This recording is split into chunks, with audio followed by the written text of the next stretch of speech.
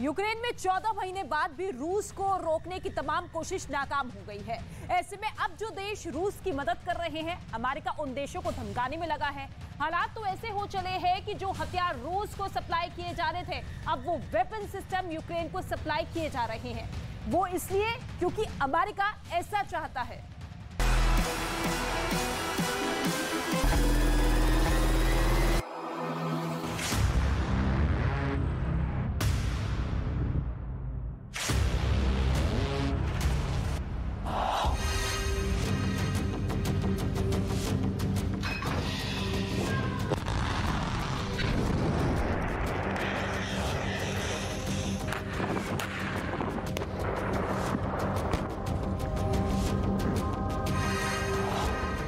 क्या वाकई में ईरान और मिस्र के हथियार रूस यूक्रेन जंग में जीत की गारंटी बन चुके हैं?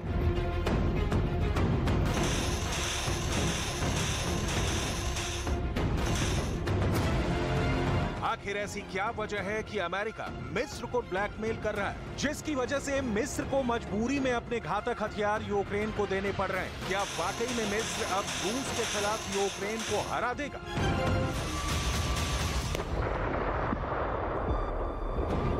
डिफेंस एक्सपर्ट्स ये दावे क्यों कर रहे हैं कि मिस्र अपने 40,000 रॉकेट अब रूस को नहीं देगा, बल्कि यूक्रेन को 40,000 रॉकेट दे सकता है?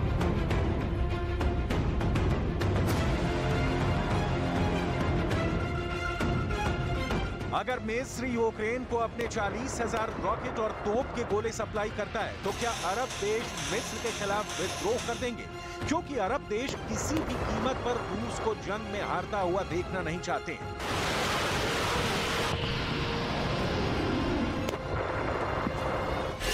लूट लिए मिस्र के हथियार, जंग जीतेगा यूक्रेन। 420 दिन की जंग के बाद रूस और यूक्रेन अरब देशों के घातक हथियारों से एक दूसरे पर हमला करने जा रहे हैं। रूस तो कई महीनों से ईरान के आत्मघाती ड्रोन शाहिद 136 अराश 2 से यूक्रेन के 13 शहरों पर घातक हमले कर रहा है।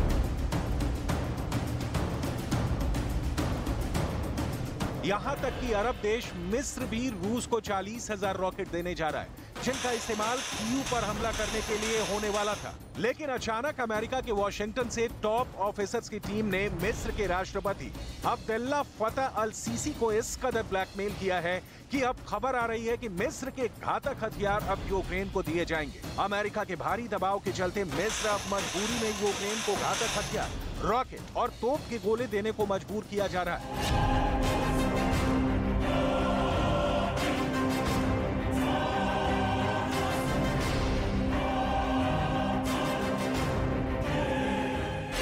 वॉशिंगटन पोस्ट के दावों के मुताबिक अमेरिका ने रूस के खिलाफ मिस्र पर भारी दबाव बना दिया है। अमेरिका के भारी दबाव के चलते अब मिस्र रूस को 40,000 रॉकेट जंग के लिए नहीं देगा। अमेरिका के दबाव के चलते हो सकता है कि मिस्र 40,000 रॉकेट यूक्रेन को दे दे। अगर ऐसा होता है तो रूस के खिलाफ मिस्र का यह बहुत बड़ा धोखा साबित हो सकता है। वॉशिंगटन पोस्ट तो यहां तक दावा कर रहा है कि मिस्र अपने तोप के गोले भी यूक्रेन को सप्लाई करने जा रहा है। हैरानी की बात तो यह है कि मिस्र अमेरिकी तोपों के लिए भी गोले बनाएगा, जिसका इस्तेमाल यूक्रेन जंग में रूस के खिलाफ करेगा। जानकारों के दावों के मुताबिक अमेरिका और पश्चिम देशों ने मिस्र को रूस के खिलाफ हथियारों की सप्लाई के लिए तैयार कर लिया है। मिस्र के इस फैसले को राष्ट्रपति जो बाइडेन के प्रशासन की एक बड़ी कूटनीतिक जीत माना जा रहा है। तुर्की के बाद शायद मिस्र दूसरा ऐसा अरब देश होगा जो जंग में यूक्रेन का साथ देगा। मिस्र को किया ब्लैकमेल, रूस को हथियार मत दो। हैरानी इस बात की है कि पेंटागन से लीक हुए टॉप सीक्रेट दस्तावेजों में दावा किया गया था कि मार्च 2023 तक मिस्र के राष्ट्रपति अब्देल्ला फतह अल सीसी और पुतिन के बीच के गुप्त समझौता हो चुका था कि मिस्र 40,000 रॉकेट रूस को देगा, जिसके दम पर रूस यूक्रेन की राजधानी कीव पर हमला करेगा और कब्जा करेगा। लेकिन अब बाजी पलट चुकी है।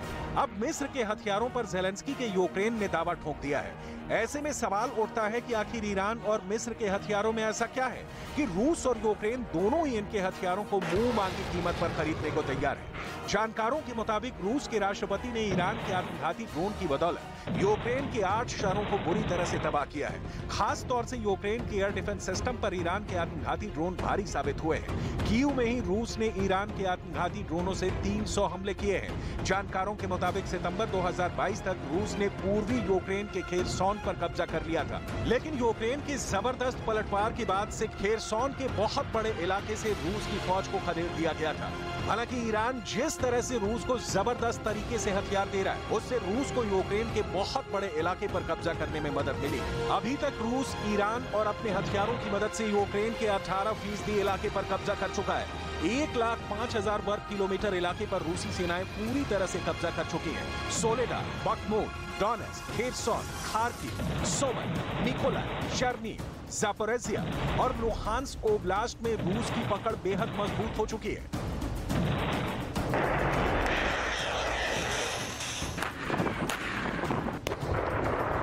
जरा इस वीडियो को देखिए। यूक्रेन के कब्जे वाले खेरसोन क्षेत्र में पुतिन रूसी कमांडरों के साथ जंग के हालात पर जानकारी ले रहे हैं। 14 महीने में पुतिन का इस तरह से जंग के मैदान में सीधे कमांडरों से बातचीत करना साफ दिखाता है कि रूस यूक्रेन को जंग में जल्द से जल्द हराने के लिए क्यों उतावले हैं। Всех наших военных формирований, Минобороны, добровольцев, всех сделать так, чтобы вообще не было обстрелов. Ну, именно к этому, так, если сократились уже к этому постепенно идет.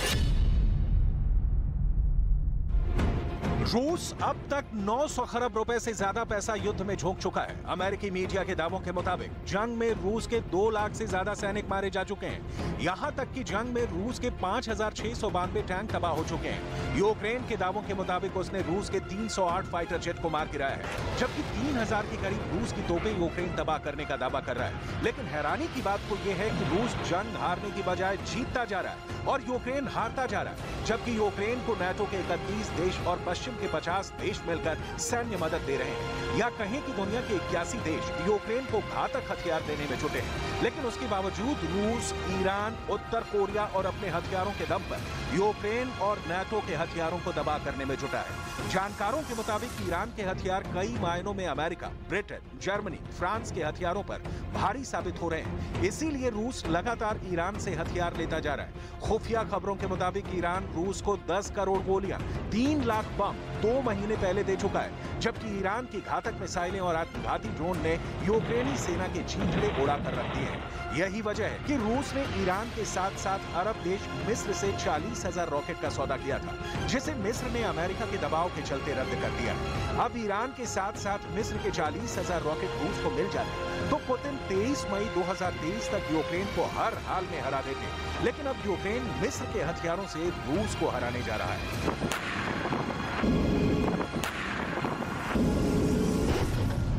जीत की गारंटी अरब के हथियार। रूस और यूक्रेन दोनों में ही अरब देशों के हथियारों को हासिल करने की होड़ मची हुई है। अरब देश तुर्की के TB2 ड्रोन से यूक्रेन ने रूस की सेना को बहुत नुकसान पहुंचाया था। तुर्की के TB2 ड्रोन की वजह से रूस के हजारों सैनिक मारे गए थे, जबकि सैकड़ों टैंक तबाह हो गए थे। वहीं रूस ने अरब देश ईरान के आत्मघाती ड्रोन से यूक्रेन के 13 शहरों को तबाह कर डाला, जिसमें यूक्रेन की राजधानी कीव भी शामिल है। यूक्रेन को तबाह करने के लिए रूस ने ईरान से 2000 से भी ज्यादा शाहिद 136 ड्रोन लिए। साथ ही रूस ने ड्रोन के साथ ईरान से कई बैलिस्टिक मिसाइल जैसे फतह और ज़ोल्फा घर भी ली हैं, जो यूक्रेन सेना का काल साबित हुई हैं। इसके अलावा ईरान ने रूस को 10 करोड़ गोलियां और 3 लाख बम भी सप्लाई किए हैं, जिसकी वजह से जंग के मैदान में रूसी सेना को भारी बढ़त मिली है। लेकिन अब अमेरिका के दबाव में अरब देश मिस्र यूक्रेन को तोप के गोले सप्लाई करने जा रहा है। कुछ दावों के मुताबिक जो 40,000 रॉकेट मिस्र रूस को सप्लाई करने जा रहा था, वो 40,000 रॉकेट हो सकता है कि मिस्र को सप्लाई कर दे।